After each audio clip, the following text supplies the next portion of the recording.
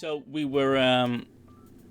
talked a little bit about why the PlayStation 3 kind of failed, but it didn't fail really, but like failed in its first year or so, I'd say. Mm-hmm. But that brings me on to, why do you think the Vita failed? Well, same reason while the PS3 was fit. Well, no, I shouldn't say that. Okay, so let's just start with the beginning. So the PSP was Sony's first handheld system, pretty much. Yeah. Very successful. But people were modding that thing like the first week it came out, showing what it could really do, Yeah. And it was amazing. It was awesome. It was. Sony hates when people mod their stuff because, yeah, they hate it. Even though the PSP was a successful system for them. With the Vita, they locked it down with with those proprietary memory cards. Yeah. Where they were very expensive, and they were the only ones that made them. So you had to pay those absurd prices to get them. Yeah. And I think the games that they wanted to put on that system, now it was an indie creator's dream to put a game on the Vita, I'm sure. Yeah. But also, the system was powerful enough to do games like probably BioShock and stuff like that. Some AAA titles that would have looked amazing on there. But those games take up memory. Yeah. Obviously, right? So the memory card, like, it wouldn't have worked because of the memory card thing. And Sony I don't know what part they dropped the ball when they just gave up on the system, but they knew they messed up on it because the memory card was the biggest issue, man. I still find it so strange that they just gave up on it the way they did. It just seems so strange. I mean, like, I just don't understand why companies like Sony and Nintendo are so against. I don't want to say against piracy, obviously why they're against piracy, but against modding the consoles, because it only makes it more successful, I personally think. And I realise then there's ways around, it being able to not have to pay for games and that, but I don't know. Maybe they lose too much money, but somebody once said to me, I feel like it would make more money though. Yeah. Well, because somebody once said to me, look, I'm not going to buy those games. I might download the game, let's say. If you're if it's the type of person that's going to mod a console while it's a new console, current console, quite often they're not the type of person that's going to go out and splash loads of money on buying all the games. And somebody once said to me, look, I'll try these games, and if ones I really like, I will buy. And I kind of understand that, because there's games that I have played in the past. As a collector yourself, there's games you've played in the past, and you will still buy it because you want to have it in your collection. There's something about owning it physically, and I don't know. It feels a little bit like when a company puts so much effort and concern onto trying to avoid piracy that they end up shooting themselves in the foot the way Sony did. You got to ask yourself the question: what would have been the better choice to allow a little bit of freedom? I mean, the Xbox, the original Xbox, for example, that was such an easy console to mod, and people loved that. Didn't stop the success. We got the 360, the One. We got the Series X.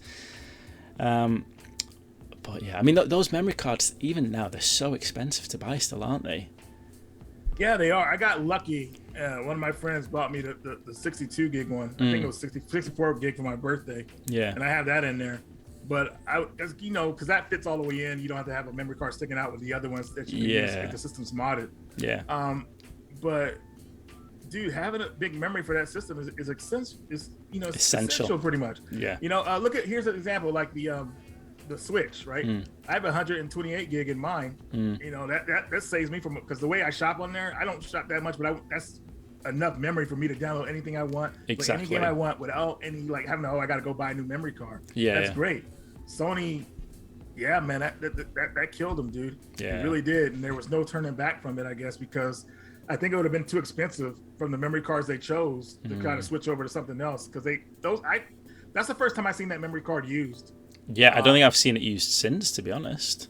Yeah. So that was like pretty much their own thing. I don't know if it was used for a camera, but that thing was too expensive. Nobody, you know what I'm saying? So no, I know exactly what you're saying.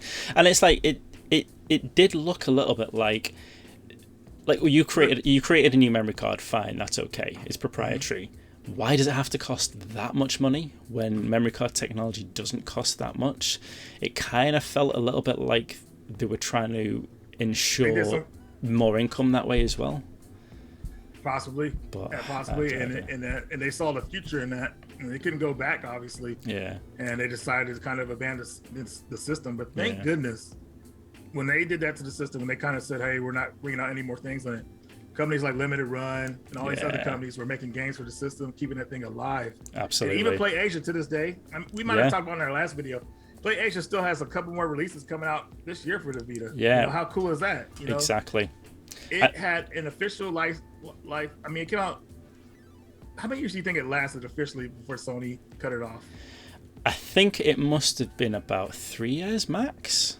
3 years, maybe 4 years. Maybe 4. And everybody else picked up the slack for the rest of the years. Yeah, no, That's insane, right? That's it. The Vita family made it. That's who made it. Yeah.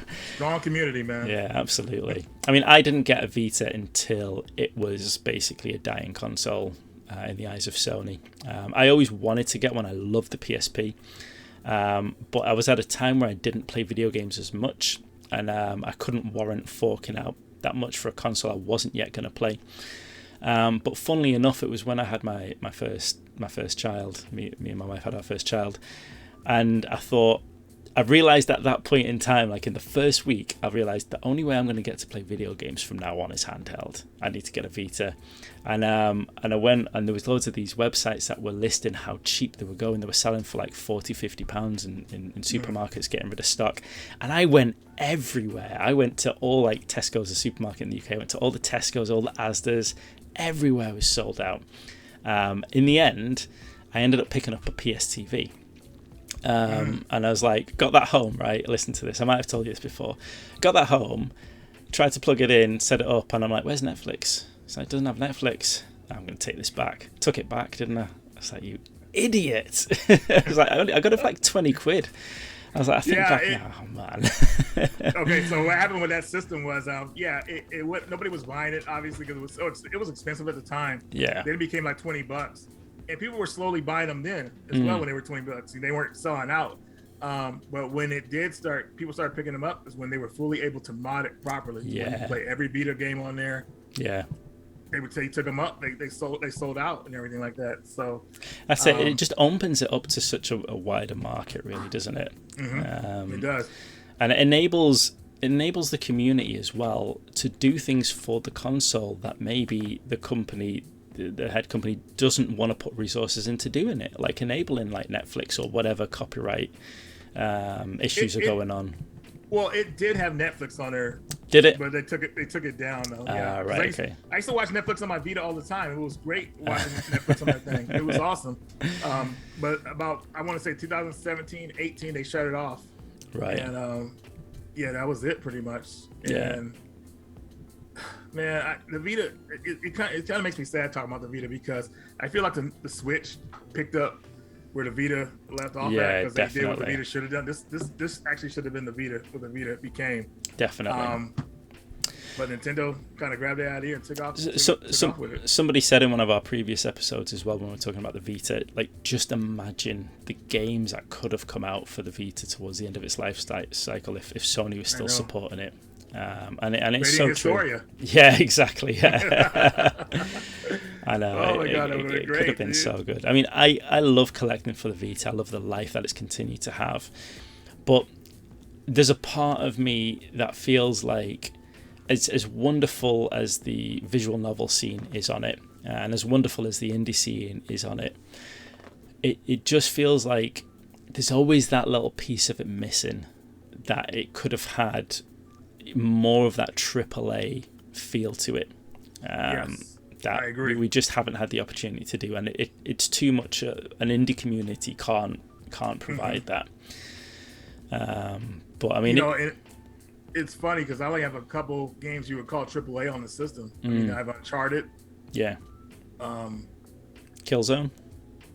Yes, Killzone, another one. That's probably one of the best Killzones on like ever.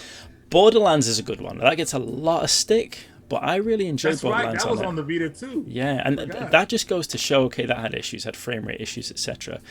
But that was my first experience of Borderlands, and I absolutely loved it. And it's like playing it on the PS Vita, I was like, this is so good. And it just goes to show, like, when you consider how we were talking about the PS3 previously, and we were saying how games that came out early in the PS3's life cycle were difficult for the developers to create those games on the console, but later in the life cycle they understood the system. Every game really that was released by Sony was at the beginning of that basic life cycle period, the first 4 years. So to just consider where the PS Vita could be if it lasted 8 years under Sony's banner, like, as releasing games. They put more effort into it, man. I mean, we had a lot more AAA titles, at least in my opinion. There's a BioShock going to be made for it. Wow. That'd have been good. Even though that's not Sony, but they would have had another company, a big company, that would have made a AAA title for the system. That would have been really nice. Absolutely. They actually had planned on making. You ever played the Telltale games before? Yeah. I love Wolf Among Us. That's brilliant, and the Walking Dead. I have that on Vita too. Yeah. They were going to make Borderlands, Tales of Borderlands for the Vita. Oh, right, okay. that's my favorite out of the Telltale series. I love the Tales. I've not played the Borderlands, so I'll have to try that. You have not played that one? Not the Borderlands one. Oh my god, you got to play the Tales of Borderlands. It's excellent. Awesome. Definitely. But they silently canceled that for the Vita. Right. And I was like, dude, what is going on with the system? And then all that news came out. So, shame. But thankfully with the system, man, they did keep it alive with the Vita. I mean, with the indie community. Yeah. And the system still has legacy status. I mean, it does. It was a success. I don't know if it wasn't as successful as the Vita, as the PSP was, but still it was up there. And Sony could have made a third portable system and fixed the issues they had with the Vita. Yeah. But they decided not to. It's kind of like a console, unlike any other handheld or portable, because like a lot of consoles, the ones that maybe weren't as successful, where an indie scene jumped on it, there's usually like a period of time where where it's been dormant, and then people realize how good it was and bring it back up. But it's almost like as soon as Sony dropped it, like the Vita family just came in and just started basically resurrecting it. Like, you're not going anywhere, we're going to keep you going. Oh man, they were strong, because I'm part of this community in the Facebook group called PSP Vita Collectors. Yeah, I'm in that one. Oh, you're too. So how strong they were during that time. Yeah, I haven't really been in there that much over the years, because I really haven't done any Vita collecting. But man, there are a lot of people who love the Vita up in there. Yeah, and they were importing stuff. I mean, I think I got it right here. I have a cool Vita game I haven't shown anybody yet. Oh, cool. I got it pretty cheap. It was something seen it here first. I think trying to reach it, but it fell somewhere. So is this your secret stack of games in the corner then? This stack of games here is are going in my massive pickups video. Oh, awesome. And that hasn't been released yet. And a lot of this stuff has been sitting here for a good while. I haven't even talked about it. It's like me, mate. It's the secrets of YouTube. What's hidden behind the camera? It's like right behind me now are like 3 consoles, stacks of games that I need to go through for episodes and that. Yeah, I just finished a big pickups video. Now I can finish working on this one. But brilliant. After doing those pickups videos, man, you run out of little energy, because so much editing you got to do to make it look good. You think this will be an easy video to do, but after about 10 hours, you're like, man, that was tough. Yeah, I want to relax, chill. I'm not trying to edit, because editing is just, people have no idea. But here is the game, Epic Mickey Part 2. Ah, nice. I've got that. Nice one. Yes. Brilliant. I got lucky and I did a trade with my buddy in the UK. Excellent. Shout out to Cliff if you're watching, buddy. You're bloody insane, and he hooked me up with this one. So excellent. Very unique version. Brilliant. That's another one. I think we were chatting earlier about how the rarity of games in different regions. Mm-hmm. That's one that I've seen pop up a lot in very, very rare games to get for the PS Vita. But as I understand it, in the US, is it in the US that it's rare, or is it in Brazil or something? We never got it in the US. You never got it, right? I think that the Brazil copy has English text on it and English rating on it. That one might be pretty rare. I don't have it. Yeah, I've seen that one before. I didn't know if it was real or not, though. That's the thing. That's how rare it is. Is it real? Yeah, really awesome. Yeah. So. No, I got my copy from CEX. You've probably heard me talk about them before, the store in the UK. I think it sells for about 20 quid in CEX. So when that came up in stock, I was like, yeah, I'm going to get one of those. Yeah, it's a good game. I mean, one of these days I'm going to go through a lot of my Vita library and play a lot of these games like I would. Yeah. And I just want to have that library there. I don't want stuff to be hard to get later down the line. Oh, I wish I got this game. So it's pretty much a lot of this. Like a lot of people, like when we collect games and everything like that, you know, we're not just collecting them. We plan on playing them. Exactly. But, you know, in our adult life, we got a lot of stuff going on, so we can't play them right away. And like now. You pick up 10 games. You're not going to play those 10 games in that week. Do you know what I mean? No. Exactly. You may try them out for a little bit. This is like I thought it was. It's great, but you know the plan is to sit back and relax and play these games at a later time when you have time to play them. But, exactly. You know, the thing about the market now is that games won't always be there for the price you want to pay for them. Exactly. So a lot of people want to go get them now. This is gonna be like skyrocketing price. I want to pay this price, so I get this game now. It's almost like the fear of missing out mentality, isn't it? It's the fear I hate of. To say that too, but it is though, isn't it? It's going down. It is, and what you were saying then about not getting around to playing games, it's like CJR often says he's not played every game in his collection, but he's got games here to play for the rest of his life with his kids, and it's like that's what it's about, isn't it? Like. I've only probably played about 20%, properly played about 20% of the games in my Vita collection alone. But I'm happy now. I've got the games in that collection that I want, that I can sit and take the time and play. And another thing for me too.